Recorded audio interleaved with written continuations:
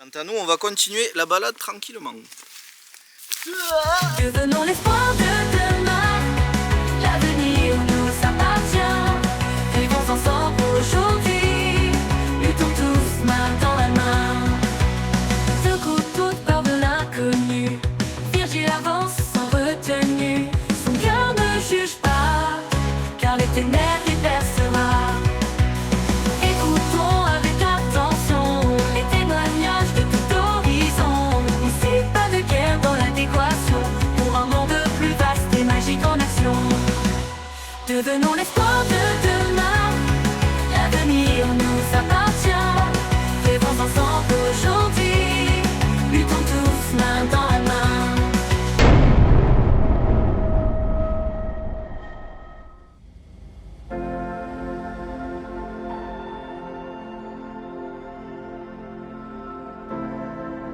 Bienvenue à Arbas, connue pour être la commune du Pays de l'Ours.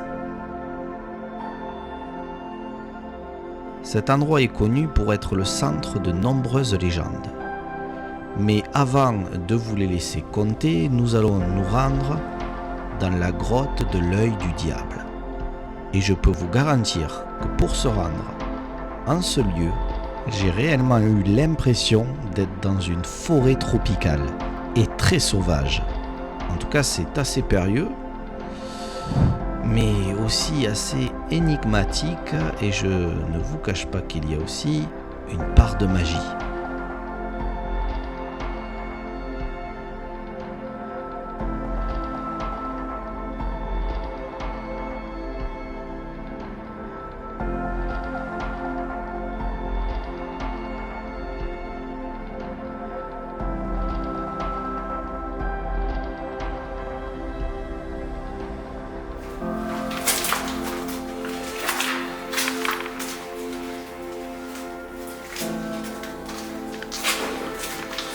Donc on peut voir qu'ici c'est vraiment très sauvage.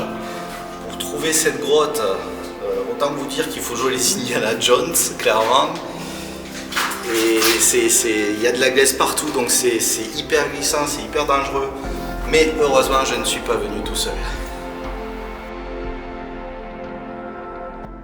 Alors Rémi, tu étais en train de m'expliquer que cette grotte s'appelle l'œil du diable. Donc moi j'ai envie de savoir pourquoi.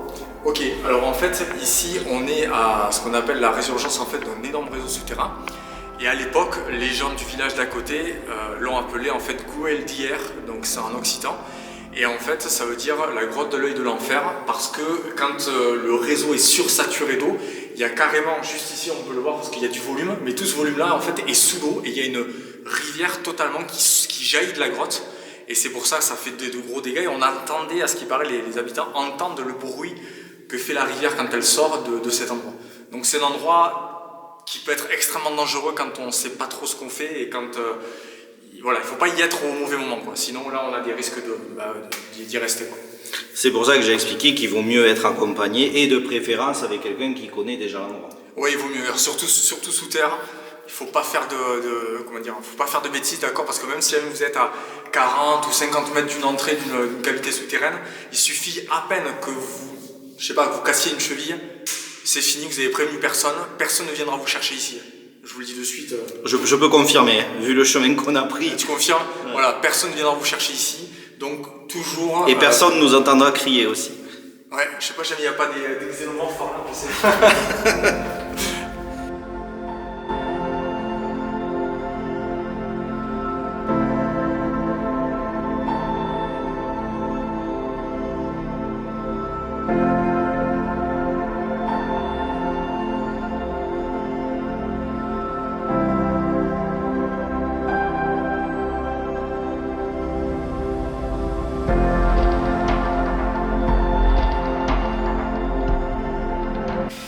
Alors, pour ceux qui connaissent le monde de Jurassic Park, je ne sais pas si vous vous rappelez dans la scène donc, de Jurassic Park 2, le monde perdu, à un moment il y a un personnage qui se fait bouffer par des petits dinosaures là, dans la rivière, et qui se fait manger derrière un arbre, comme ce que vous voyez ici. Dès que j'ai vu cet endroit, j'ai pas pu m'empêcher de repenser à cette scène. peux vous dire que c'est une vraie aventure aujourd'hui qu'on est en train de vivre. C'est un endroit très sauvage. Faire très attention, c'est très escarpé, ça monte beaucoup. Et c'est aussi très joli et très féerique.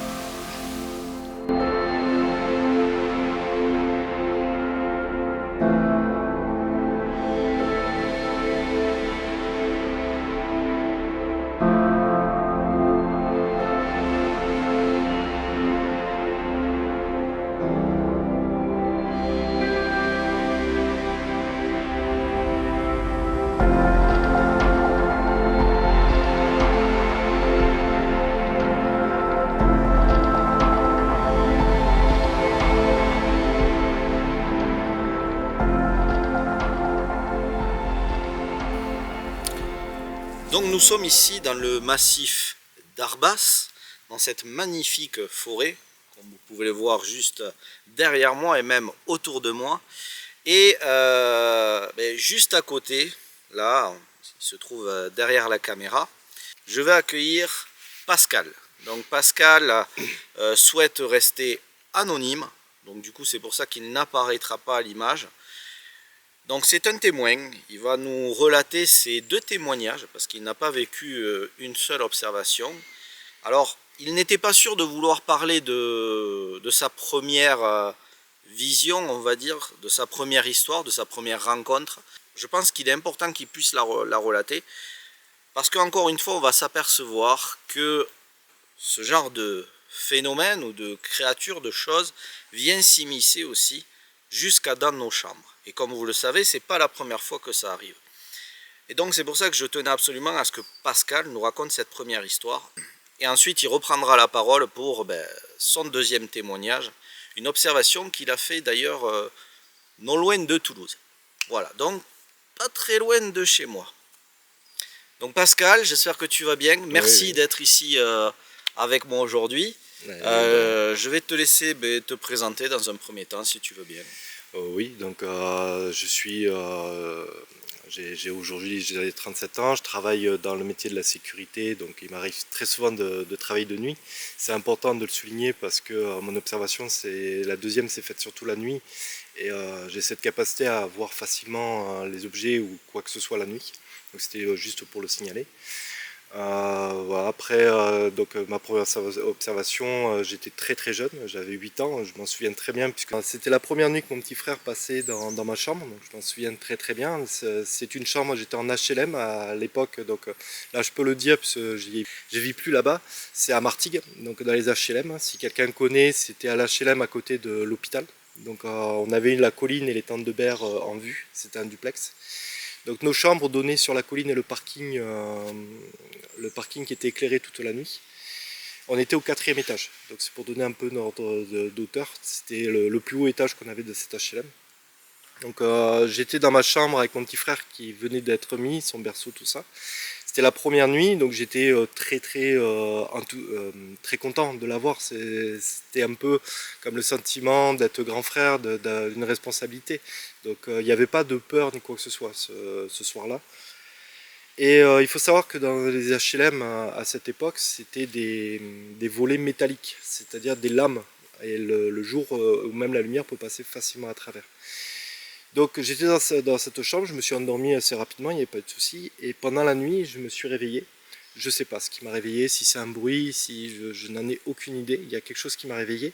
Je dormais sur le ventre, la tête vers la fenêtre. Et j'ai voulu voir mon petit frère qui était dans le berceau. Donc comme je dis, j'entendais rien, il n'y avait pas de bruit. Et donc je me retourne, je me mets sur le dos et je tourne la tête vers ma gauche, vers mon petit frère. Et c'est là où je l'ai vu, donc une masse noire, humanoïde. C'était très grand. C'était même courbé, le haut était courbé puisque j'avais l'impression que ça allait toucher le plafond.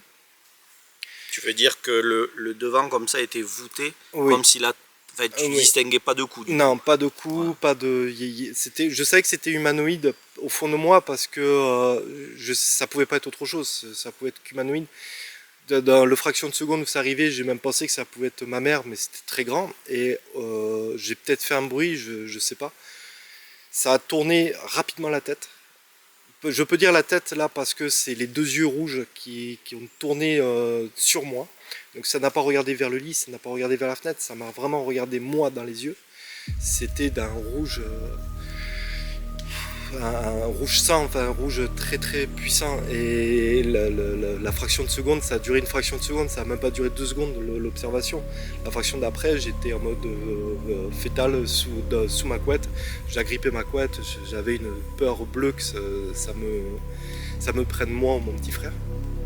En fait, à ce moment-là, tu ne dors absolument pas. Ah non, là je dormais pas du tout et je n'ai pas redormi, j'étais sous ma couette jusqu'à ce que ma mère rentre dans la chambre le matin. Donc je n'ai pas redormi, la nuit a été très très longue. Je pouvais pas redormir, pour moi ça allait m'enlever en fait. Je m'attendais à tout moment à ce que ça arrache les draps, à ce que ça m'enlève moi ou que ça enlève mon petit frère. À tout moment j'avais cette crainte. Je me souviens d'avoir même quasiment suffoqué sous cette couette, on était en début d'été, donc il commençait à faire chaud. Et je m'agrippais, je pleurais en silence parce que je me disais, il ne faut pas faire de bruit, il ne faut pas faire de bruit. Et cette pensée, aujourd'hui, je m'en veux d'avoir eu cette pensée, je me disais, pourvu que ça prenne mon frère. C'était vraiment, j'avais cette crainte que ça prenne l'un de nous. Et au fond de moi, je disais, pourvu que ça prenne mon frère. J'avais 8 ans.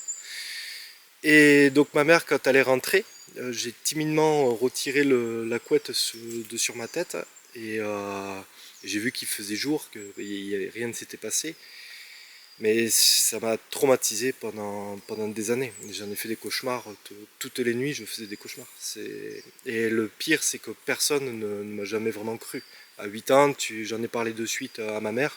Normalement, il y avait quelque chose, c'était énorme. Elle m'a pris pour un menteur. Au départ, non, c'était juste un cauchemar. Puis comme j'insistais, j'étais un menteur. Enfin voilà, c'est... Oui, elle essayait de trouver une raison logique à ce que tu as pu voir. Oui, peut-être, ou peut-être juste que pour te rassurer aussi en te disant t'inquiète pas, c'est pas ce que tu imagines. Sauf que tu as bien vécu ce que tu racontes. Ah oui, oui, et je le revois très, très souvent au fond de moi, je le revois. C'était quoi ça? Je sais pas, mais c'était une ombre géante. Ouais. Et il y a une ombre qui vient de balayer la forêt là. C'était balèze. On a tous regardé comme ça. Et ça n'a pas fait de bruit? Non. Donc pour en revenir à ton observation, donc là c'est quelque chose qui apparaît dans la chambre. Oui. Tu relates ces yeux rouges. Ce qui veut dire qu'en fait c'est au moment où il tourne la tête que tu vois ces yeux rouges. C'est ça. Sinon au début tu ne les vois pas. Non, je ne vois qu'une masse noire. Ouais, d'accord. Et la hauteur du plafond, tu dirais qu'elle est à combien? C'est des HLM, donc la hauteur c'était une hauteur standard, je sais pas, ça doit être 2 mètres, 2 mètres 10, c'est assez haut. Ouais. D'accord, ok. Et donc on a encore une fois ces yeux rouges. Et donc une fois que tu vis cette expérience difficile, est-ce que tu as vu quelqu'un après par la suite pour essayer de te soigner? Parce que voilà, non, ma mère est partie donc sur un cauchemar. Je devais surtout pas en parler puisque j'avais une petite soeur et mon petit frère et tout. Et je devais plus en parler. Parce que je voulais en parler, mais ma mère me disait tout le temps non, tu n'en parles pas. Elle me punissait quand je commençais à vouloir en parler. Puisque elle voulait pas que j'effraie ma soeur, elle voulait pas que j'effraie qui que ce soit. En même temps, quand j'en parlais à l'école, j'étais un mytho, quoi, comme on dit. J'étais un menteur, donc j'ai fini par arrêter d'en parler, tout court. Et de me refermer complètement sur moi-même, à tel point que même ma mère a pensé que j'étais autiste à un moment donné et m'a fait voir un psychologue là-dessus. Donc qui me dit non, il a juste pas envie de s'ouvrir aux gens, c'est tout, il va très bien. Mais non, j'ai préféré rester enfermé sur moi-même puisque personne ne voulait me croire. Et je sais ce que j'avais vu. Et puis ces cauchemars, au final, me prenaient plus le dessus que le reste. C'était toujours le même cauchemar. C'était un cauchemar où j'étais dans un lieu que je connaissais. Donc ça pouvait être ma maison, ça pouvait être mon école, ça pouvait être la grande surface. Et je devais me cacher de quelque chose, je ne savais pas quoi. Il fallait que je cherche à chaque fois une cachette. Et c'était vraiment horrible comme cauchemar, ça m'a duré pendant des années. Et ça m'a repris là dernièrement suite à l'observation. C'est des cauchemars très très très difficiles. Je sors de là, je suis épuisé, je suis fatigué mentalement et c'est très très difficile.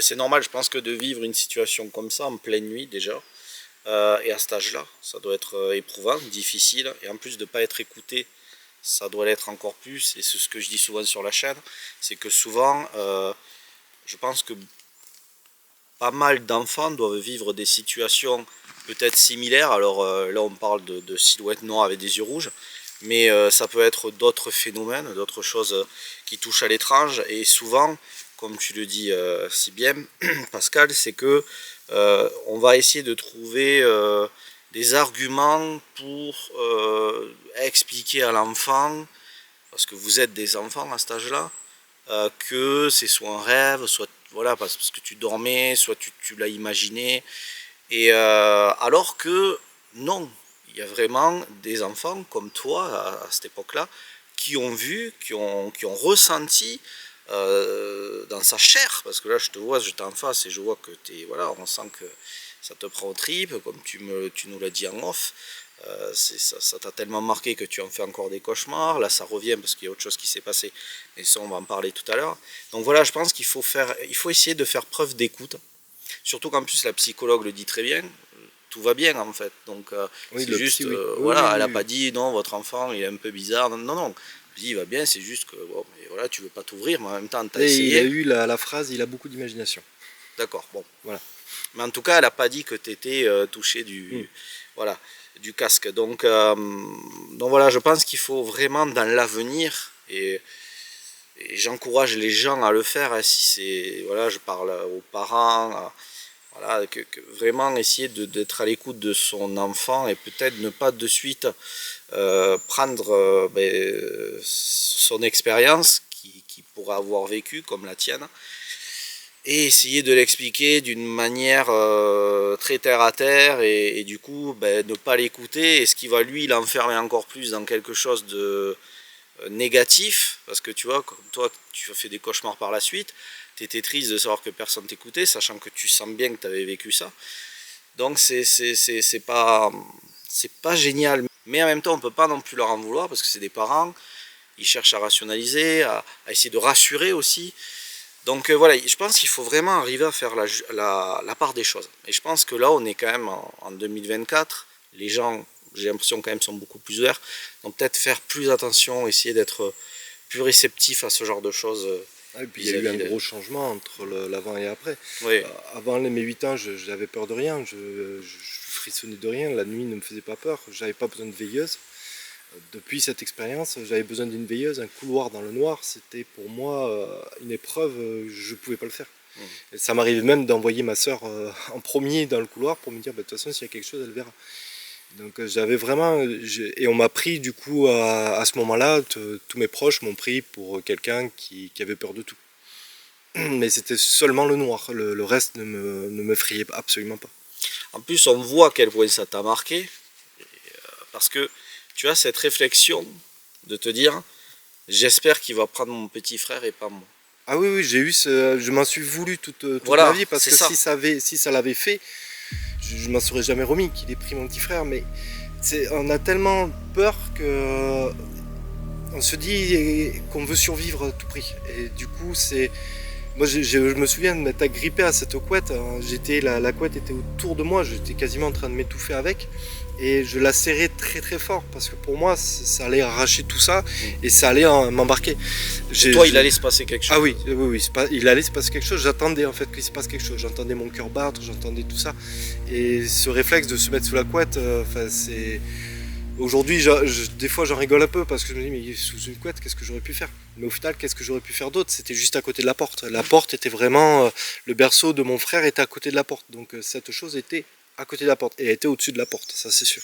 Et donc, moi je trouve que cette réflexion que tu as, alors je comprends que tu t'en veuilles d'avoir pu penser ça, mais en même temps tu es un enfant, mais ça donne aussi du poids à ton récit. C'est-à-dire que le fait que tu penses comme ça, c'est que tu es sous le choc, tu es en train de vivre vraiment quelque chose qui est en train de te terrifier, vraiment, pour avoir, pour avoir ce genre de réflexion dans ton esprit. C'est surtout les yeux rouges, on a l'impression, Ces yeux rouges, j'ai l'impression qu'ils sont partout en fait. Depuis cette expérience, même si aujourd'hui j'ai beaucoup moins peur, je travaille de nuit maintenant, il n'y a plus de soucis. Mais dès que je vois un truc rouge, un point rouge, ça peut être les phares d'un véhicule ou autre, j'ai de suite ce réflexe de je me tétanise et j'observe. Et tant que je sais pas ce que c'est, ça me tétanise. J'ai vraiment peur que ça puisse revenir en fait. Alors tu disais que tu étais au 4e étage, ce Oui. qui veut dire qu'à cette époque-là, 4e étage, tu es dans des HLM, tu dois entrevoir un peu de lumière, non? Peut-être. La lumière des lampadaires, oui, à Ouais. l'extérieur, oui, sur le parking. Est-ce que cette masse noire Non. cachée, est-ce que... Oui, ça semblait absorbé, oui. Ouais. C'était dans ma chambre, c'était une chambre, je me souviens, donc, la peinture bleue sur les murs. Le berceau de mon frère était en bois très très clair.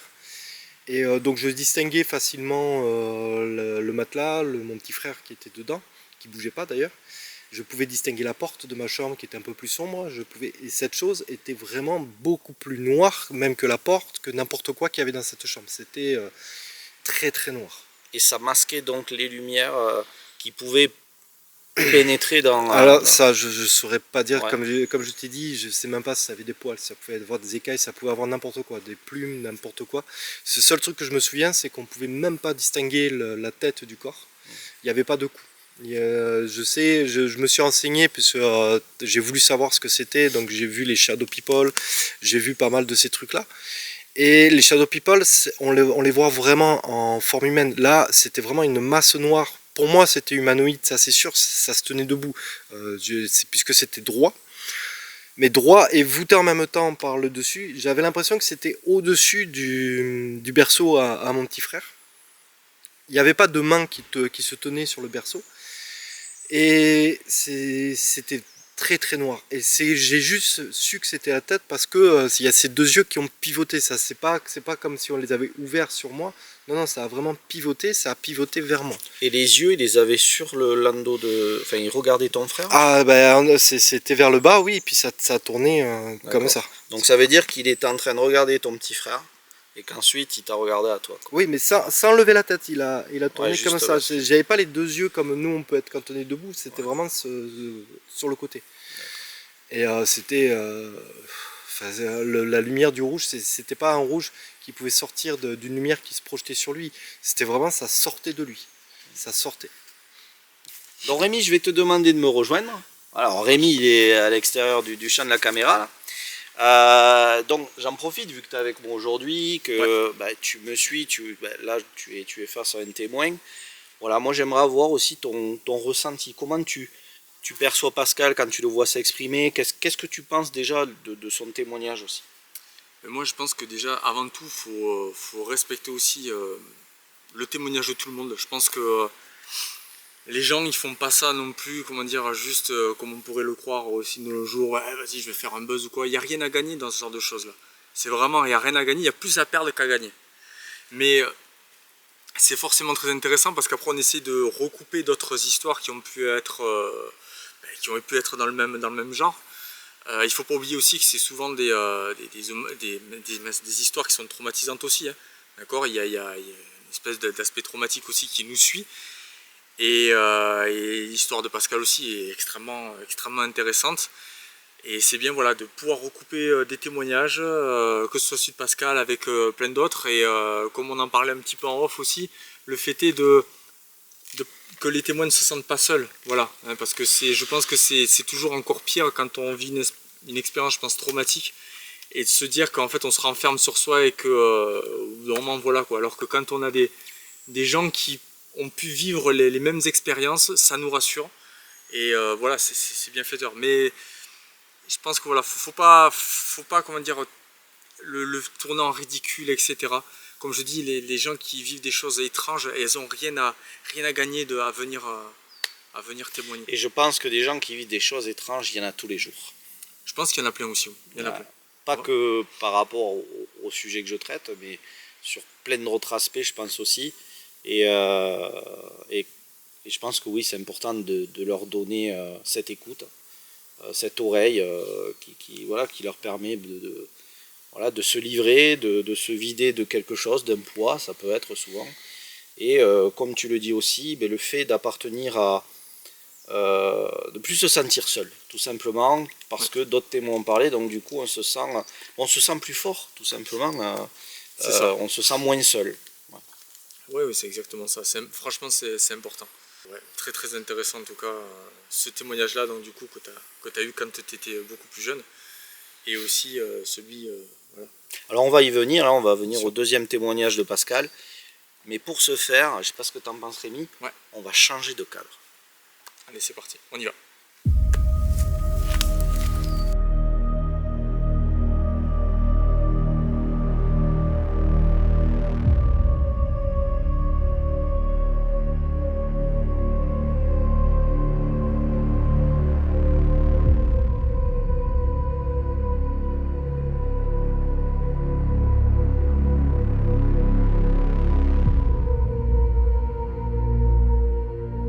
Donc Pascal, nous voilà dans... On n'est pas allé très loin, hein, mais j'aime bien changer un petit peu le background qui se trouve derrière moi. Donc là, on va parler de cette deuxième histoire, de ce deuxième témoignage, qui là aussi va te marquer, mais qui aussi va te ramener à ce que tu as vu dans le passé, Oui. et du coup te... Comment dire...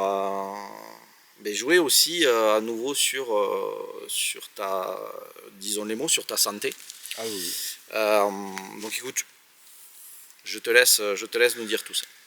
Donc j'habite, ça fait 4 ans que j'ai acheté cette maison, donc côté ouest de Toulouse. Donc pas très loin, à 30 km de Toulouse à peu près. C'est un petit village. Ma maison est au fond d'une impasse et j'ai des champs tout autour. Donc champs et des petits bois. Pas des forêts, c'est des petits bois. Donc mon jardin, j'ai aucune mitoyenneté avec de voisins. Comme je faisais depuis que j'ai acheté cette maison, j'allais faire une petite urgence avant d'aller me coucher le soir contre la clôture de mon jardin. C'était un petit rituel que j'avais, donc c'était souvent 23h, minuit. Et là, ce soir-là, bon, j'étais resté un peu plus longtemps sur l'ordinateur et il était 1h, 2h du matin à peu près. Donc je sors dehors comme je fais à mon habitude, je m'allume la clope comme je fais aussi. Et je pars vers l'endroit où je suis habitué à le faire. Donc cette nuit-là, il n'y avait pas de nuages, il y avait des étoiles et une lune quasi pleine. Donc on voyait vraiment très très bien tout autour de nous. Il faut savoir que j'ai pas de lampadaire, pas d'éclairage nocturne chez moi. C'est une ruelle qui est beaucoup plus loin. Donc quand il fait noir complètement chez moi. Et donc je m'avance vers cette clôture. Puis bon, comme j'avais fini une game, j'étais à l'époque, je jouais un peu sur League of Legends. Et je m'avance vers la clôture, donc je remarque rien sur le coup. Je m'avance vers la clôture et je commence à faire ce que je faisais. Et là, je vois sur ma gauche, donc c'était à 30-40 mètres, allez peut-être 50, non, c'était vraiment pas très loin. Je vois une masse noire dans le champ qui était labouré. C'était un champ qui était complètement labouré, donc il n'y avait pas de touffe d'herbe, on ne pouvait pas se tromper. Une immense masse noire. Sur le coup, je n'ai pas percuté plus que ça. Je suis parti sur le principe que ça pouvait être une mode de foin ronde que l'agriculteur avait oublié, parce que très souvent il fait du foin dans ce champ-là. Et je n'ai pas prêté plus attention. Puis en regardant plus passionnément dessus, j'ai dit, elle est bizarre cette note de foin. Elle était très large, mais surtout elle était rapiécée. On avait l'impression que c'était effondré sur elle-même, que les câblages avaient lâché, que de sa force, elle s'était effondrée par le milieu. Ça faisait une grosse bosse au milieu, et 2 bosses sur les 2 côtés, mais complètement symétriques. Donc c'est pour ça que je ne suis pas parti sur un animal ou quoi que ce soit, parce que ça correspondait à aucun animal que je connais. Il y a beaucoup de sangliers qui passent, de chevreuils, donc et puis je vis depuis très longtemps dans la campagne, je connais tout ça. Et puis tout le long de l'observation que j'ai eue, donc ça a duré plus d'1 minute, c'était très long, ça n'a pas bougé, ça n'a pas fait de bruit, ça n'a rien fait. Donc c'était absolument pas animal pour moi, ça ne pouvait pas être un animal. Et du coup je me passais un peu tous les engins agricoles que ça pouvait être. Ça pouvait être une disqueuse, ça pouvait être la machine pour labourer avec les lames. Je me suis posé beaucoup de questions et par curiosité j'ai voulu savoir. Donc j'avais fini, j'ai rangé tout ce qu'il fallait. Et je prends mon téléphone donc, dans ma poche, qui est toujours poche gauche, ça c'est un réflexe du travail que j'ai. Donc je le déverrouille avec mon doigt, parce que ça se déverrouille. Et à ce moment-là, je cherche l'application pour mettre la lampe torche qu'il y a dessus. Donc je baisse le dessus de l'écran, je cherche, Et c'est au moment où j'ai allumé cette lampe torche, pas au moment où le téléphone s'est allumé, où ça m'a éclairé, non, c'est vraiment quand j'ai allumé cette lampe torche, que là, il y a eu un grondement sourd, donc comme une machine à café qui fait à la fin de son cycle quand il n'y a plus d'eau, donc vraiment quelque chose de très puissant, ça m'a fait vibrer au fond de moi. Et ensuite, quelque chose qui tape le sol de manière très très lourde et qui griffe le sol. J'ai un chat chez moi, donc j'entends quand les chats font leurs griffes. Ça est vraiment... Alors c'était pas quelque chose qui faisait ses griffes, mais je sentais les griffes qui raclaient la terre qui était sèche, puisque l'été dernier c'était un été très sec. On avait vraiment un été très très sec. Et la terre était très sèche. Et j'ai pas demandé mon reste. J'ai ni levé les yeux, ni levé le portable. C'est instinct de survie. Je suis rentré chez moi. J'ai fermé fort la porte fenêtre qui menait sur mon jardin. Baissé le rideau, à casser la poignée tellement j'étais paniqué. Et à un moment donné, la première idée qui m'est venue, c'est heureusement que j'ai pas regardé, parce que je devais pas regarder. En fait, c'est con, mais j'ai vraiment ce sentiment que si j'avais continué dans mon mouvement, il me serait arrivé quelque chose. J'ai vraiment ce sentiment où ce qu'il y avait là-dedans, je ne sais pas ce qu'il y avait, ça ne voulait pas que je le voie. Il s'était mis, comme je te l'ai dit après Virgile, il s'était mis donc vraiment à ras le sol dans le but que je ne le vois pas. Il s'était dit, il fait nuit, il n'y a pas de lumière, il ne va pas me voir. Et quand j'ai allumé cette lampe torche, il s'est dit, merde, il m'a vu. Et là, je sais pas, soit il a fait en sorte que je m'enfuis, ou soit peut-être comme d'autres témoignages l'ont eu, que je me souviens du témoignage de la personne qui était chez lui, où il y a eu l'éclairage qui s'est éclairé et qu'il est sorti. Et là, il est venu vers lui pour dire, peut-être tu veux me voir, Élie. Voilà. Et ben moi, j'ai eu cette impression que soit c'était dans ce truc-là, ok, tu veux me voir avec ta lampe torche, attends, je m'approche. Donc peut-être qu'il a fait un saut, j'en sais rien. Mais j'ai vraiment ce sentiment que j'ai bien fait de partir, parce que si j'avais continué dans le mouvement, même en baissant le rideau, j'ai même pas mis un seul coup d'œil dehors. J'avais vraiment peur. Et cette bête, parce que là, au bout d'un moment, tu réalises que c'est pas une meute de paille, c'est vraiment quelque chose. C'est bien un animal, il y a quelque chose. Ah oui, mais je l'ai pas vu bouger par contre. Elle réagit, elle donne en tout cas, elle donne ce coup dans le sol. Alors ce coup est arrivé après le grognement. Mais je veux dire, c'est au moment où tu veux sortir ta lumière? C'est au moment où j'allume la lampe torche. D'accord. Tout se fait au moment où j'allume la lampe torche. Rien ne se fait tant que Avec ton téléphone? Avec mon téléphone. Donc ça veut dire que c'est au moment où tu fais ce geste-là qu'il y a... J'ai même pas eu le temps de lever en fait le téléphone. J'étais en train de mettre l'application, parce que pour moi c'était pas un animal, donc ça allait pas bouger. Oui. Et donc c'est au moment où j'allume la lampe torche, j'allais pour lever, donc j'avais les yeux sur mon téléphone, donc j'ai pas vu ce que ça faisait. Et c'est là où ça réagit. C'est complètement, n'importe quel animal n'aurait pas réagi comme ça. En plus j'étais en train de fumer pendant que je faisais mon truc. La lumière de la cigarette, je ne sais pas si certains le voient, mais en pleine nuit, quand on tire sur une cigarette, on illumine notre visage. Donc si c'était un animal, il m'aurait vu, enfin, il aurait déjà fui. J'ai déjà eu le cas d'un sanglier ou d'un chevreuil qui était très proche de chez moi. Il a fui, il est parti, parce qu'ils ont peur de nous, on est des prédateurs pour eux. En tout cas, ce que tu dis est intéressant, parce que ça me fait penser de suite au témoignage de Julien, qui explique qu'il faut faire attention, très attention quand on est face à un animal de type inconnu à ce qui le concerne, parce qu'on ne sait pas trop ce que Julien a vu encore aujourd'hui. Ça ressemble à un loup noir, mais aussi on ne sait pas trop. Et il explique que ne serait-ce que sortir son téléphone, avoir une gestuelle, peut donner une impression peut-être de sortir une arme, ou en tout cas d'avoir un geste peut-être agressif vis-à-vis de l'animal, ce qui n'est pas le cas, mais qui lui peut l'analyser, le percevoir comme ça. Et j'ai l'impression que c'est un peu ça, c'est-à-dire il voit que tu sors quelque chose, tu fais un mouvement, et il a une réaction par rapport à ça. Et oui, j'aurais pu penser ça, mais je cherchais l'application, donc ça a duré peut-être 20-25 secondes. Donc le téléphone, quand on l'allume, l'écran d'accueil s'allume, donc ça m'illumine. Donc il sait que je suis en train de faire quelque chose. C'est vraiment, ça n'a pas réagi à ce moment-là, ça n'a pas réagi quand je suis allé chercher mon téléphone, ça n'a pas réagi à ce moment-là. Puis en plus, à l'époque, j'avais le son donc très fort, et quand j'ai déverrouillé, on entend un clic. Donc là, ça a vraiment réagi que quand j'ai allumé la lampe torche du téléphone. Quand la lumière de la lampe torche du téléphone s'est illuminée, ça n'a réagi qu'à ce moment-là. D'accord. Ça n'a pas réagi du tout avant. D'accord. Et surtout que je vais pour éclairer parce que pour moi c'est un objet en fait. C'est pas animal, ça n'a pas bougé pendant plus d'1 minute. C'était pas un objet. C'était pas animal, c'était un objet. Et je prends mon téléphone juste pour voir, c'était même pas pour prendre une photo. J'aurais vu cette chose pendant que j'étais en train de faire se lever. Justement, je dis ça parce que souvent, c'est les gens qui sont là, ouais, mais pourquoi on n'a pas pris une photo, machin. Là, c'est l'instinct de survie. Là.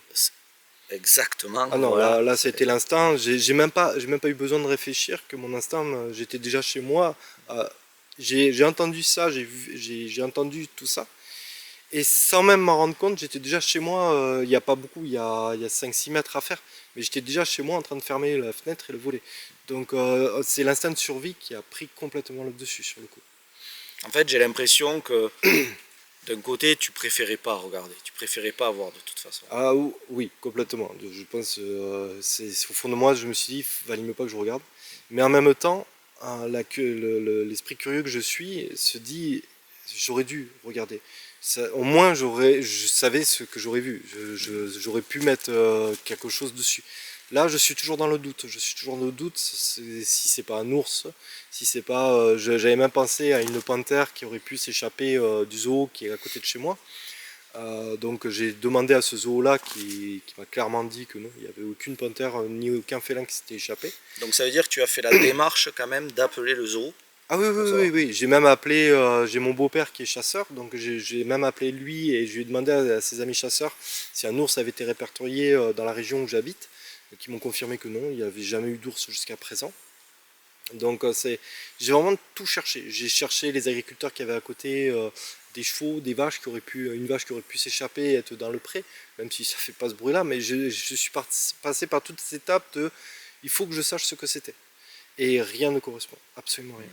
Et c'est comme je t'ai expliqué, c'est au moment où dans mon impasse, donc j'apporte ma poubelle, il fait commencer à faire la pénombre, j'apporte ma poubelle jusqu'au bout de l'impasse et il y a un chat noir d'un voisin qui me fait depuis 4 ans toujours ce même geste. Quand il me voit, il se met donc le ventre au sol, les 2 jambes à l'arrière prêt à bondir et il se fait le plus petit possible. On peut le voir félin en chasse par exemple, quand ils chassent, ils sont vraiment dans ce truc là. Tout à fait. Et la tête le plus bas possible pour pas qu'on le remarque pas. Et il se fait petit, il se masse dans ce qui les entoure. Et quand j'ai vu le chat le faire, dans ma tête ça a fait de suite, c'est putain, mais cette chose a fait exactement la même chose, c'est le même réflexe. Ouais, on revient à des caractéristiques quand même très félins encore. Ah oui, ça a fait la même chose. Et alors tu mesures combien Pascal? 1m80. 1m80. Quand tu vois cette chose, sachant qu'elle est donc dans cette position comme tu l'expliques avec le chat, tu la vois à combien à peu près? Elle m'arrive au nombril. Donc elle m'arrive... comme j'ai dit, j'avais l'impression que c'était une motte de foin qui s'était effondrée. Donc elle faisait la moitié de la taille d'une motte de foin. Je suis mis à côté une fois de cette motte de foin quand il en avait refait l'agriculteur. Elles font à peu près 2 mètres, à peu près de diamètre. Et c'était vraiment très très large, ça faisait facilement cette largeur là. C'était très large et c'est pour ça que je voyais pas de pattes, il n'y avait pas de pattes, c'était noir, on voyait la terre, donc la terre qui était sombre puisqu'il faisait nuit. Et cette chose noire, il n'y avait pas de pattes ou quoi que ce soit, c'était vraiment, c'est passé de la terre à cette chose noire d'un seul coup. Donc c'est pour ça que je suis obligé de dire que c'était accroupi, je vois pas comment ça pouvait être autrement. Tu distingues quand même des épaules. Alors rien du tout, je dis c'est assez loin, puis il fait très noir, donc je distingue juste cette masse, je distingue une première bosse centrale très large, et 2 bosses sur les côtés, qui sont bien distinctes sur les côtés, plus petites, mais qui sont quand même bien imposantes. Ce qui pourrait donner le... Ouais. Bah, comme je dis, le poulet chez le chat, quand il a le dos et on a ces 2 pattes sur le côté, c'est ce que j'appelle un peu la version poulet, comme j'appelle. D'accord. Et est-ce que tu as entendu parler autour de chez toi, parce que tu parles de chasseurs, est-ce qu'il y a eu je sais pas moi, des attaques sur des troupeaux ou un truc comme ça? Donc oui, il y a eu quelque chose qui s'est passé en février de cette année, février 2024 dans mon village. Ça a été relaté dans les journaux. Donc tout un troupeau de vaches se retrouvait dans le jardin d'un résident, dont une qui était tombée dans la piscine. Donc il n'y a pas eu beaucoup d'explications et j'ai pas réussi à savoir qui c'était ni l'agriculteur. Donc ça c'est impossible de savoir si les bêtes étaient effrayées ou autre. Mais il a fallu l'intervention donc, des pompiers, des gendarmes et également de plusieurs vétérinaires pour sortir tous ces animaux. Et d'après le journal, ils avaient fait des kilomètres, donc ils ont traversé clôture électrique et tout le reste. À plein 21h en février, il fait une nuit noire complète. Et donc ils ont fui leur enclos pour se réfugier dans un jardin. Donc c'est arrivé en février 2024. D'accord. Et il n'y a aucune explication là-dessus. Et c'était apparemment déjà arrivé en 2016. Ok, donc c'était pas la seule fois. Non. Ouais, d'accord. C'est bien de l'avoir dit, c'est bien de l'avoir précisé. Moi j'aimerais savoir aussi qu'est-ce qui t'a donné envie de parler, de te livrer. C'est le témoignage que j'ai vu il y a peu de temps, celui de Mika, quand il a parlé de ce dogman qui faisait sa prière, qui était donc à plat le sol. Quand j'ai entendu ce témoignage de Mika, de suite dans ma tête, c'est possible, il peut se mettre à plat ventre. J'ai voulu témoigner aussi parce que Mika semblait déjà très perturbé par ça. Il semblait perturbé par ce qu'il avait vu, parce que personne ne l'a vu encore dans cette position-là. Donc c'est vraiment ça qui m'a poussé à témoigner, en me disant déjà d'une, je ne suis pas tout seul, et aussi par solidarité envers tous ces gens qui prennent aussi le risque de le faire. Mais c'est vrai que l'exemple de Mika est un cas qui ressemble à en tout cas la façon dont il exprime avec cette prière. C'est vrai qu'il le voit au sol comme ça, et ça peut donner effectivement l'impression que toi tu aies pu le voir aussi dans une position similaire en fait. Ah, pour moi il se cachait, ouais. Et il se cachait littéralement. Pascal, est-ce que avant qu'on se quitte, parce que je sais que tu as des obligations, est-ce que tu as quelque chose à rajouter, peut-être un détail qui t'aurait... Alors, le détail c'est venu bien plus tard, c'est venu après. Le détail ça a été surtout l'odeur.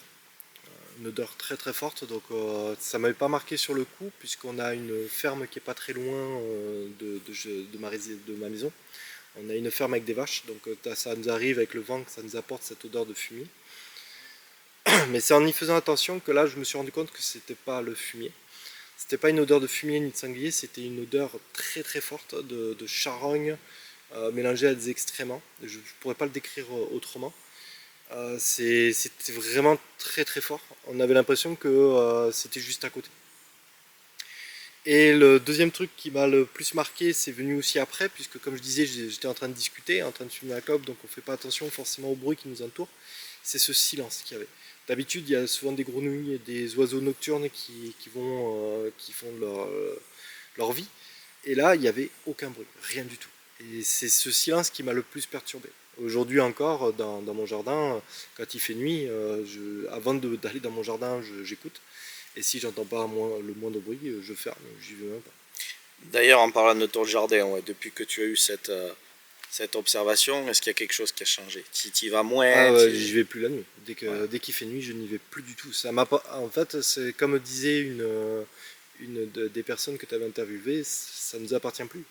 Du moment qu'on a vécu ça, on a tellement peur de se retrouver face à ça que ça ne nous appartient plus. J'ai une petite fille qui aimerait faire du camping dans le jardin. Aujourd'hui, je lui refuse de le faire. Je ne veux absolument pas qu'elle y aille. Ça se comprend en tant que papa, surtout en ayant vu, en ayant fait ce genre d'observation. On peut comprendre aisément que tu aies pris cette décision envers ta fille. Là-dessus, ça se respecte totalement. Et je voudrais te remercier infiniment, d'avoir pris ton temps aujourd'hui, de nous avoir rejoints ici et d'avoir profité aussi de cette journée. Parce que même si tu témoignes, c'est vrai que on s'est fait un petit pique-nique, on a vu de jolis endroits que vous allez voir aussi, bien évidemment en vidéo. Et voilà, merci beaucoup. Merci à toi pour tout le travail que tu fais. Avec grand plaisir, et puis de toute façon pareil, on reste en contact, s'il y a quoi que ce soit, t'hésites pas. Et puis ça fait plaisir, des gens qui ont l'accent du coin. Eh oui. C'est une connexion mystère qui nous mène vers la lumière. Courage au fond des yeux pour avancer un peu mieux.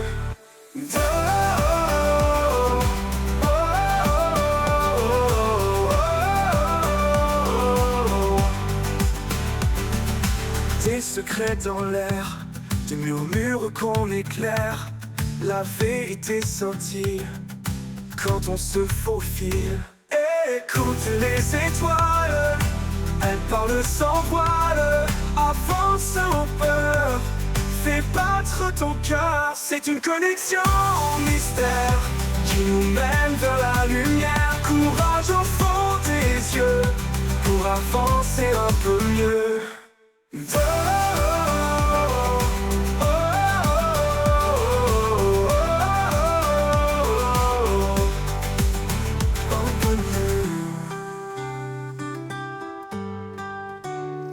Bonjour Rémi, Bonjour Virgile. comment ça va? Impeccable. Un peu chaud aujourd'hui, mais franchement, Ouais, ça va, impeccable. C'est clair qu'il fait bien chaud, mais bon, on s'est mis au frais, on est bien ici. Exactement. D'ailleurs, je te remercie de m'avoir amené dans ces lieux Avec plaisir. que je découvre en même temps que Pascal aussi, hein. Ouais, c'est vrai. C'est vrai.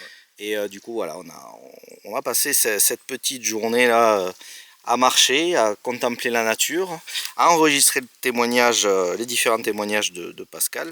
Ce qu'on va faire maintenant, Rémi, c'est que comme je sais que tu connais très bien le folklore de cette forêt, ben, je vais te laisser nous la présenter et ensuite nous raconter toutes ces belles histoires qui vont avec. Très bien, ça marche. Alors, les gens, monsieur et gentes dames, du coup, je vais vous parler un petit peu de l'endroit où on est. Un endroit qui est spécial déjà pour moi parce que depuis mon enfance, on m'a fait découvrir cet endroit. Et notamment l'endroit que vous allez pouvoir découvrir aussi dans la vidéo de Virgile, où vous allez voir cette fameuse grotte que moi j'ai vue quand j'avais 11 ans. Et quand on est jeune et que on est dans un contexte où on découvre ce genre de choses là en plein milieu d'une forêt et de la nature sauvage, c'est toujours quelque chose qui marque. Et du coup, des années plus tard, j'ai voulu y revenir et en savoir un peu plus sur cet endroit, juste simplement. Et c'est là que j'ai découvert autant du folklore un petit peu de la région, que aussi des histoires aussi vraies, parce que là, sous nos pieds actuellement, eh bien, il y a le plus grand réseau souterrain de France. Donc pour vous rendre compte à peu près de ce que ça donne, c'est 120 km de galeries souterraines. Dans tout ce système, il y a 64 entrées. Alors je sais pas si vous arrivez à vous rendre compte, mais c'est énorme parce que du point le plus haut, en fait au point le plus bas que vous avez vu dans la vidéo de Virgile avec la grotte, il y a environ 1000 mètres de dénivellation. Il faut s'imaginer un petit peu à quel point c'est énorme. Du coup c'est magique, c'est fantastique, il y a eu beaucoup d'expéditions, des premières aussi qui ont été faites. Et après ça aussi, je me suis dit, bon, pourquoi pas essayer de chercher un petit peu si jamais il n'y a pas de folklore, parce que c'est vrai que quand on arrive ici dans cet endroit, on est très vite pris dans cette espèce de petite féerie où on change d'environnement, c'est très sauvage, c'est très beau. Et j'ai découvert une petite histoire du coup sur l'endroit. Alors avant que tu continues, Rémi, oui. En gros ici c'est un gruyère, quoi. Exactement, ah oui, totalement, c'est un gros gruyère en réalité. Et du coup il y a des cavités de partout, il y en a vraiment de partout. Déjà il faut se rendre compte de ce que c'est 64 entrées, donc c'est à dire des entrées verticales, donc des puits d'entrée de gouffre, et aussi des entrées de grottes, donc tout ça qui se rejoint dans un système. C'est une véritable autoroute, c'est un truc de fou. Alors ce qui est intéressant dans ce que tu dis, c'est que si on se réfère, moi je parle forcément de suite, je pense au dogman et à la théorie avançant que il se cache, et donc pour se cacher rien ne vaut ces galeries, ces grottes. Ok, mais bon, si nous sommes dans le coin là où il y a le plus de cavités en France, c'est quand même étrange que pour l'instant aucun témoignage de ce que je connais n'a été recensé ici. Dans l'endroit, oui. Ouais. Oui, surtout qu'en plus ici, il faut quand même savoir que c'est quand même fréquenté par des spéléologues du coin, donc du coup les cavités, ils les connaissent. Je veux dire, ça vadrouille de droite à gauche. Bon, c'est pas tout le monde qui peut rentrer dans le système parce que c'est un système qui est compliqué quand même. On s'aventure pas sous terre de façon comme ça, anarchique, hop là, c'est parti, on va aller faire une rando.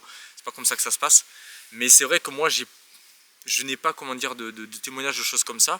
Tout ce que je sais, c'est que on a des traces, par contre, ce qui est sûr et certain, de passage d'hommes dans certaines cavités. Donc là je parle de l'âge de bronze, parce qu'on a découvert aussi des épées de bronze dans certains endroits, ce qui est assez fascinant parce qu'on se dit c'était quand même pas la même période, ça date.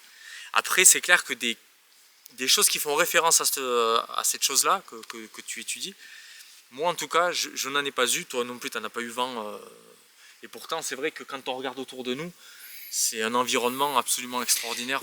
C'est propice, c'est grand, il y a des cavités. Ouais. Donc j'ai envie de te dire, si on part de la thèse complètement animale, l'animal qui se cache, qui utilise les cavités pour se cacher des hommes, je me dis que normalement, dans la logique, oui, des choses, ce serait un endroit incroyable, oui, bien sûr. C'est ici qu'il devrait y avoir, on va dire, le plus de témoignages. Oui.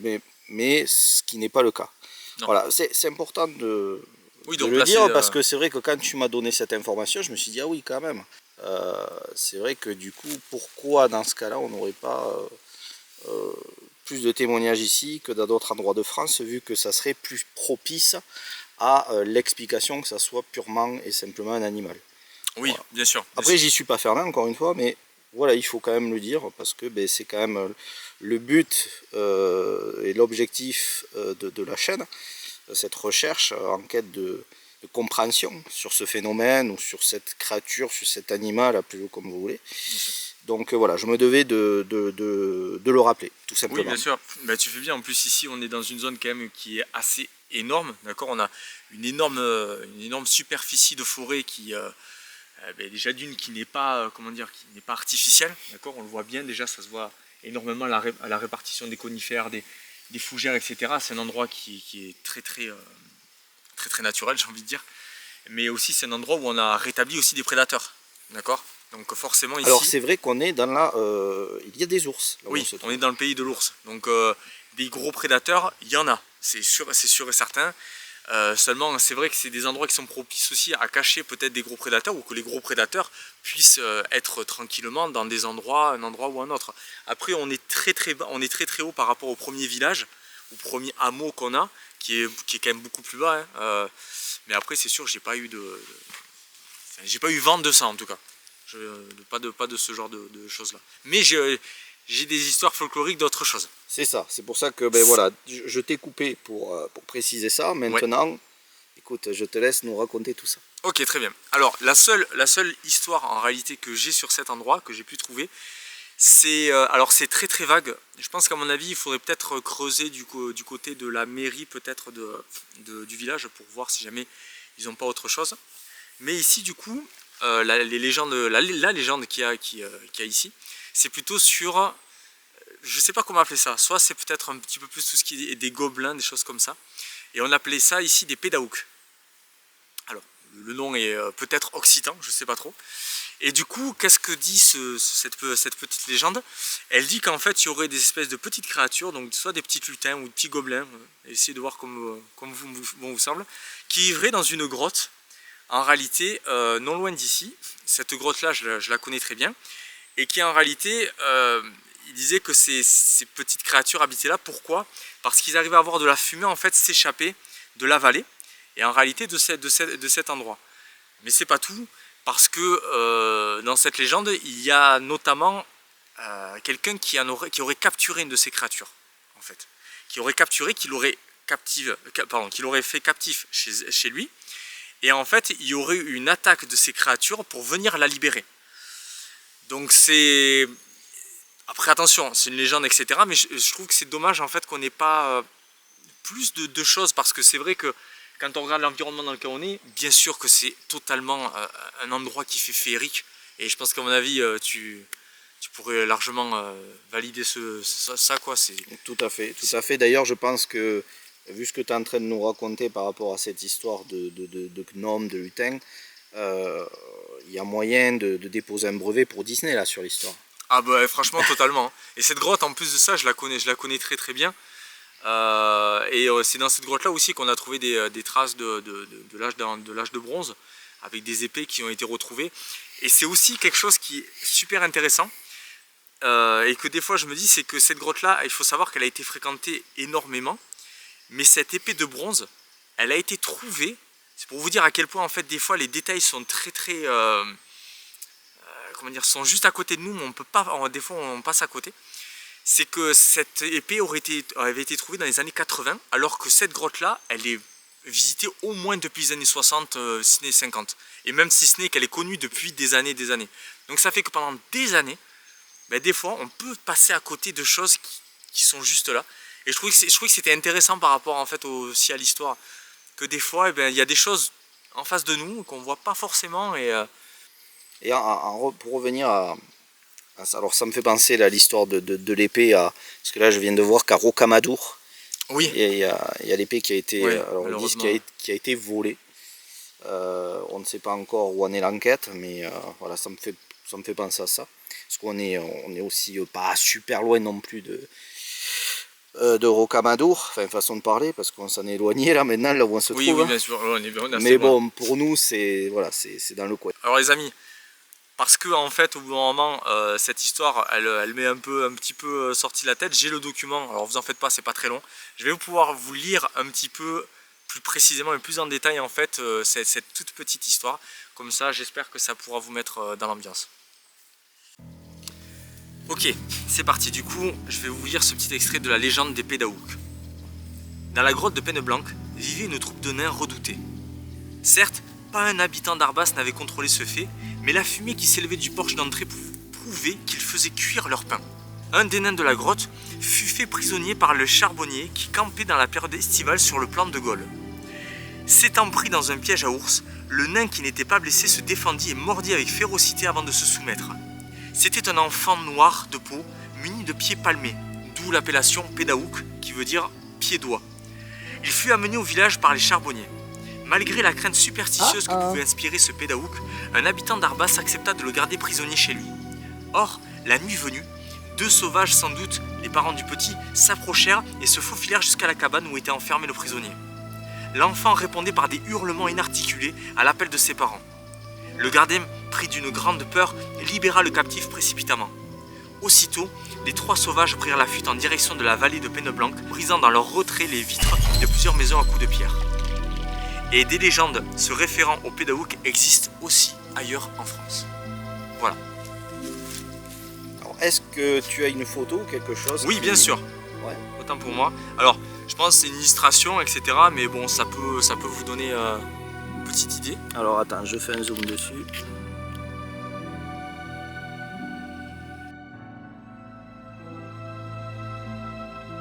Ok, voilà. Donc ça avait des pieds palmés. Ouais, exactement. C'est avec des pieds palmés.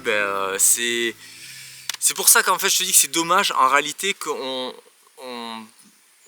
comment dire, on creuse pas plus en fait juste le sujet, parce qu'en plus de ça, moi ce qui m'a surpris, c'est le fait est qu'au final ils disent que des légendes de cette même créature existent. Enfin, il y en a d'autres ailleurs en France que je trouve intéressant au final. Juste pour recouper un petit peu ces histoires et ces légendes.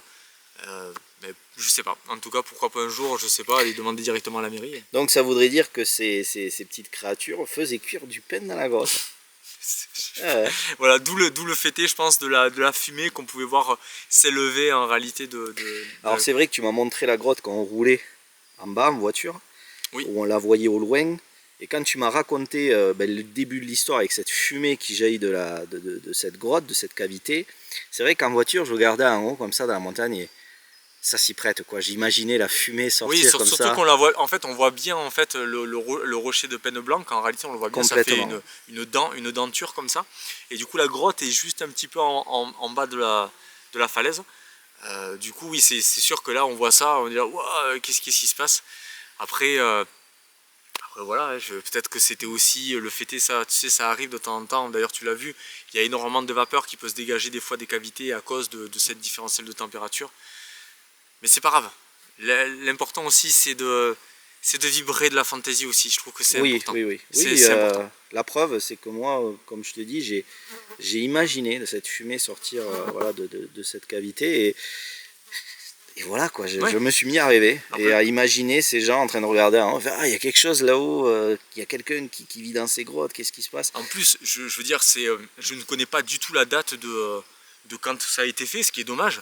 Parce que ici, là, et par exemple, je vais vous dire, dans les années 60, il faut savoir qu'ici, en réalité, il n'y avait rien d'aménagé. Je veux dire, ce flanc de montagne-là, il était sauvage chez sauvage. Et d'ailleurs, même les personnes, je pense, qui parcouraient un petit peu la montagne, il n'y avait pas de chemin, il n'y avait rien du tout. Donc, j'imagine même pas, tu vois, il y a 150 ans, ou il y a 200, 300 ans, et c'est peut-être pas le seul endroit de France, hein, du coup, il y a du folklore un petit peu comme ça. Mais cet endroit s'y prête tellement, tu le ressens dès que tu viens, quoi. C'est clair. Je suis d'accord et c'est pour ça que effectivement ça aurait été dommage de passer à côté de cette histoire. Ouais. Et c'est vrai que ça donne envie d'essayer d'en savoir plus parce qu'il y a peut-être des anciens dans le coin qui connaissent cette histoire, d'où elle est partie, enfin voilà. Mais en tout cas, merci beaucoup Rémi d'avoir pris de ton temps Avec plaisir. et pour m'amener ici, pour me raconter ces histoires locales Ouais. qui font du bien à entendre. Et puis on est bien ici. Donc voilà, merci beaucoup. Avec plaisir, je t'en prie. Donc Rémi, j'en profite tant que tu es avec moi sur cette vidéo, que tu es l'invité. J'aime toujours poser cette question. Quel est ton point de vue, toi, sur cette recherche, sur ce qu'on appelle, à proprement dit, les cryptides? Tu as pu partager avec moi les témoignages en direct de Pascal. Oui. Donc tu as pu voir sa façon de s'exprimer, son expression corporelle. Qu'est-ce que toi tu penses déjà de ce travail qui est fait sur ces créatures étranges qui ne sont pas censées exister, hein, disons-le clairement, et là sur le ressenti d'avoir eu un témoignage là face à toi? Du coup, ce qu'il faut savoir, c'est que moi, d'abord, avant tout, je suis quand même quelqu'un d'extrêmement cartésien. J'adore les sciences depuis que je suis tout petit. Et moi, personnellement, je vais dire un truc, c'est que, je vais vous dire aussi quelque chose, c'est que je refuse de vivre dans un monde où le fantastique n'aurait pas sa place. Je veux dire, bien sûr que la science apporte des choses extraordinaires, mais je me dis, si jamais, tu sais, on sait tout de tout, je vois pas, enfin je sais pas, je trouve pas qu'il n'y a pas beaucoup d'attrait, quoi. Et me dire qu'au bon moment, il y a peut-être des choses qui existent qu'on n'a pas encore expliquées, ou peut-être qu'ils ne s'expliqueront jamais. C'est vrai. Je trouve que c'est bien aussi. C'est ce que je répète souvent, c'est qu'il faudra sûrement voir, enfin moi je dis sûrement, hein, plus d'une vie pour essayer de trouver le fin mot de l'histoire, quoi. De savoir vraiment d'où ça vient, qu'est-ce qui se passe, pourquoi ces choses-là se montrent. Voilà, je pense que ça va prendre du temps de toute façon. Tu sais, c'est un petit peu comme tout ce qui est dans le paranormal. En réalité, tu sais, on est toujours là en train de vouloir essayer d'avoir la preuve ultime en faisant telle ou telle expérience. Mais au final, qu'est-ce qui se passe si jamais au bout d'un moment, on se dit, c'est bon, j'arrive, j'ai la preuve? Est-ce qu'il y aura toujours cette espèce d'étincelle et de côté magique où on va se dire, où les gens qui font ça, pourquoi est-ce que vous le faites, tu vois? C'est, je sais pas, il y a ce petit côté-là où voilà, il faut du mystère. Entretenir le mystère, c'est, je sais pas, je trouve que c'est quand même extraordinaire de vivre dans un monde où on connaît pas tout, quoi. Oui, oui. C'est fou. Après, c'est clair que par rapport au témoignage, que ce soit qu'on a eu aujourd'hui, le témoignage qu'on a eu aujourd'hui ou quoi, on ressent émotionnellement la chose par rapport aux personnes. Ouais, on sent vraiment l'impact. Bien sûr. Même encore là, avec Pascal, j'ai sentais vraiment qu'il y avait des larmes aux yeux. Bien sûr, il y a l'émotion qui monte, etc. Donc on sent que c'est quelque chose qui est où on rentre dans son cocon personnel, et déjà de se livrer, c'est pas très facile, franchement. Et d'ailleurs, je vous félicite à vous aussi, qui aussi venez témoigner chez Virgile, parce que je sais très bien que voilà, ça doit pas être évident forcément pour vous de se traiter des luberlus, que ce soit dans le domaine d'ailleurs des cryptides, ou dans le domaine peut-être de choses plus étranges, dans le paranormal, etc. Et c'est important, je pense, de le faire aussi, et Virgile le fait extrêmement bien, avec toute la meilleure bienveillance qu'on peut avoir. Je fais de mon mieux en tout cas. C'est important. Mais voilà, si jamais la question, si jamais c'est vraiment qu'est-ce que moi je pense de toutes ces histoires, je suis pas fermé à grand chose, tu vois, je suis pas fermé à grand chose, et j'ai envie de dire que le mystère continue, et voilà, quoi. Et surtout, n'ayez pas peur de parler si jamais vous avez des événements, des choses comme ça. Vous n'êtes pas seul, voilà, sachez-le, vous n'êtes pas seul non plus, il y a d'autres personnes, et c'est important, c'est important. Et merci pour ton avis, Rémi. Alors Rémi, vous avez dû sûrement l'apercevoir déjà dans des vidéos avec Nicolas, donc notre ami Indiana Fraise, à qui on passe le bonjour. Salut Nicolas. Voilà. Et donc c'est son fils caché, c'est Indiana Pomme. Voilà. Vous le saviez pas, mais bon, c'est... Voilà, je suis désolé Nico, tu ne savais pas non plus. Voilà. Non mais oui, c'est vrai, de temps en temps j'accompagne Nico dans des aventures. Je l'avais accompagné dans des grottes, on avait fait une petite sortie aussi dans un tunnel abandonné. Donc moi je fais beaucoup de photos, c'est ça ma grande passion et notamment des photos aussi qui peuvent des fois évoquer des atmosphères un peu étranges ou quoi. Notamment tu vois la photo que j'avais fait un petit peu qui, pour tous les témoins, peut-être qu'il y en a aussi, je sais pas, parmi les spectateurs du Hatman qui connaissent ça dans les Shadow People, j'avais essayé de vouloir refaire une reconstitution un petit peu de ce que pouvait être, ce que pouvaient vivre aussi ces gens dans ces gros cauchemars. Et d'ailleurs toute ma force à vous parce que je sais même pas si même moi je pourrais arriver franchement à vivre avec ça quoi, ce serait compliqué. En tout cas, tu as un compte Instagram? Ouais, j'ai un compte Instagram pour mes photos. Ouais, okay, ben, ce que je ferai, c'est que je partagerai alors du coup ton Insta, comme ça les gens pourront aller voir tes belles photos parce que c'est vrai que tu fais du très joli travail. Ouais, merci beaucoup, c'est gentil. C'est moi qui te remercie. Merci. Quant à nous, on va continuer la balade tranquillement. La chaîne Connexion Mystère. La peur de rien jamais ne s'arrête.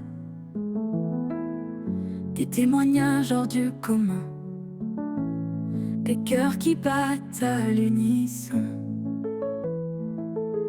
Affronter ces peurs immenses, créatures étranges en silence, les yeux ouverts sur le monde, chercher la vérité profonde. Courage mon ami, c'est dans l'ombre que nous brillons. Virgile marche devant avec la lumière en son nom.